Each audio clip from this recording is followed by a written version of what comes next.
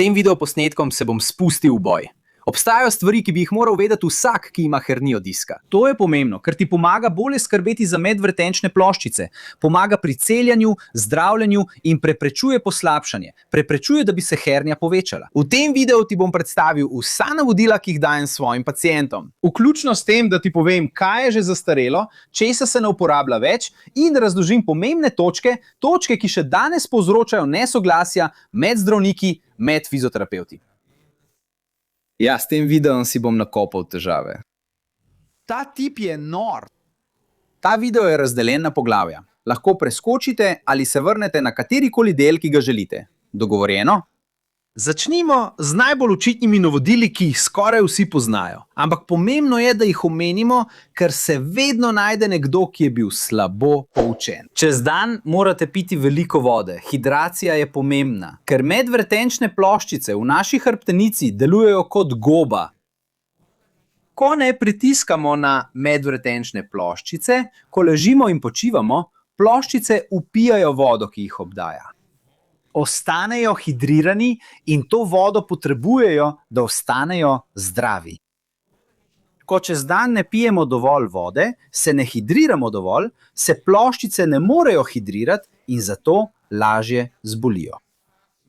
Se pravi, brez vode boste imeli več bolečinskih epizod zaradi hernije diska in več možnosti, da se hernija poslabša oziroma poveča. In potem me vprašate, dr. Aleksandre Mota, koliko vode naj pijem? Koliko je idealno? Tukaj ni čarobne številke. Veliko ljudi pravi, da moramo piti 35 ml vode na kilogram telesne teže. Se pravi, če imate 100 kg, morate popiti 3,5 litre vode. Ampak mislim, da je veliko lažje in bolj praktično, da si razvijemo navado pitja vode. Vedno imejte s seboj stekleničko in vsakih 15 minut, najkasneje pa na pol ure, popijte nekaj požirkov. Lahko si nastavite alarm na telefonu ali uri. Ko zazvoni alarm, popijete nekaj požirkov. Toliko, kolikor vam ustreza, kolikor vam je prijetno. V zelo kratkem času boste videli, da alarma ne boste več potrebovali. Začeli boste čutiti potrebo po pitju vode. In to bo na koncu dneva in pri pogostosti bolečin naredilo neverjetno razliko. Videli boste, da boste bolečino čutili redkeje. Res je. Kar se tiče telesne aktivnosti, naša hrbtenica potrebuje gibanje, da ohrani zdravje in pomaga izboljšati ali celo pozdraviti hernijo diska. Torej, splošno pravilo je, začnite ali nadaljujte s telesno aktivnostjo, ki jo izvajate, ob dobrem nadzoru in strokovnjakom za vadbo. Ko ste v obdobju bolečinske krize, v akutni fazi, v obdobju najhujše bolečine, v najslabši fazi, je v redu, če za nekaj dni prenehate. A takoj, ko se bolečina zmanjša, se vrnete k svoji vadbi za moč, k svoji telesni aktivnosti. Strokovnjak za vad bo znal prilagoditi in odmeriti vaje za vas. Običajno se vrnemo s polovico bremena, ki smo ga prej uporabljali. In ko se počutimo bolje, postopoma napredujemo na varen način. Ne skrbi, ne boš izgubil polovice svojega napredka. Vrnili se boste varno in videli boste, da boste veliko hitreje dosegli raven, na kateri ste bili prej. Zdaj pa, za tiste, ki še ne telovadite, je treba začeti. In vedno me sprašujejo, dr. Aleksandre Mota, ali je hoja dobra? Ali lahko hodim? Prosim, dajte prednost bolj dinamični telesni aktivnosti, ki vključuje več gibanja, predvsem s hrbtenico. Pomislite skupaj z mano. Naša hrbtenica potrebuje gibljivost, gibanje v sklepih in dobre mišice, da razbremenijo pritisk na medvretenčne ploščice. Torej, hoja ni tako dobra, ni idealna, ni tako dobra kot vadba z utežmi, pilates, vodna aerobika, ples ali plavanje, ki so dejavnosti, kjer hrbtenica izvaja različne gibe. Ko hodimo, se premikamo zelo malo, skoraj da izvajamo ponavljajoče se gibe. Če pa v tvojem mestu nimaš možnosti za dobro vodeno in spremljano telesno dejavnost, in če hoja ne škoduje tvoji hrbtenici, ampak nasprotno ti daje dober občutek, razbremeni hrbtenico, potem moraš hoditi. In gremo. Kdor ima hernijo diska, ve, da je jutro najslabši čas. To je čas, ko je bolečina najmočnejša, ko se hrbtenica najbolj zablokira, ko se poveča občutek poškodovane hrbtenice. Se spomniš, da sem ti rekel, da medvrtenčne ploščice delujejo kot goba, da absorbirajo vodo, postanejo bolj polni, ko ležimo, ko počivamo. Torej, zjutraj, ko se zbudimo, je čas, ko je medvrtenčna ploščica najvišja, najbolj polna. Tako je veliko lažje, da stisne živec, ki je že razdražen. Najboljša stvar, ki jo lahko naredimo, je, da pripravimo hrbtenico na začetek dneva. To je kot da bi namazali ali sprostili hrbtenico, da bi preprečili to bolečino, to zablokiranost, ki se običajno pojavi zjutraj. Obstaja rutina, zaporedje, ki ga že leta učim svoje paciente. Začeli boste tako, da se uležete na trebuh. Počasi se obrnete, brez naglice in zavzemite udoben položaj zase. V tem položaju boste 30 sekund dihali počasneje.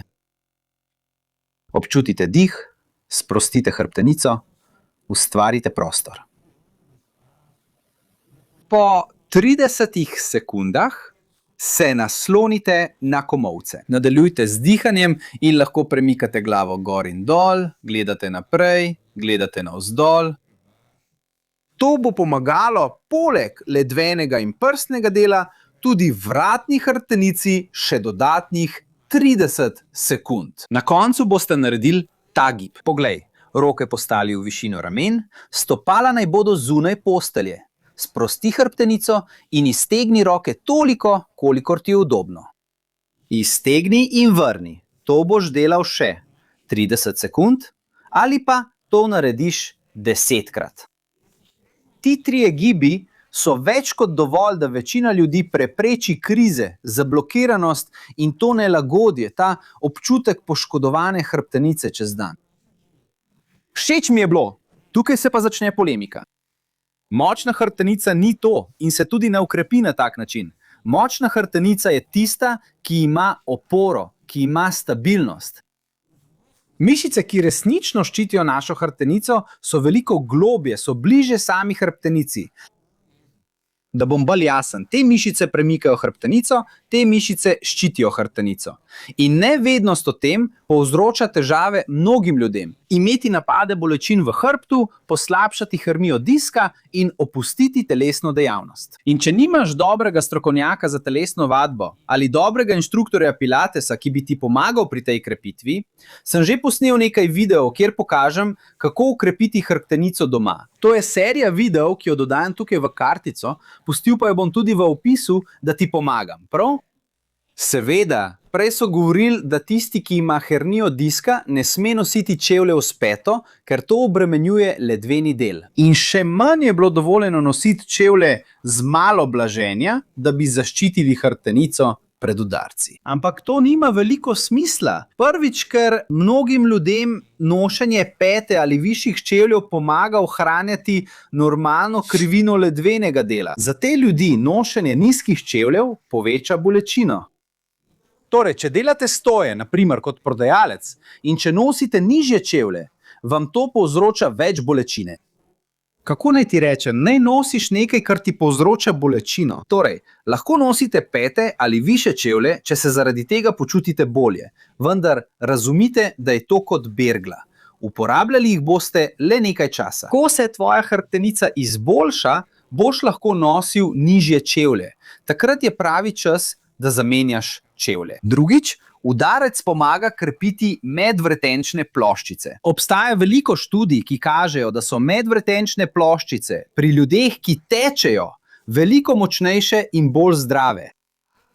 Poleg tega, čevlji, superge, z veliko oblazinjenja, veliko blaženja, zelo mehki, marsikomu ne dajejo občutka stabilnosti. Jaz sem eden izmed teh ljudi.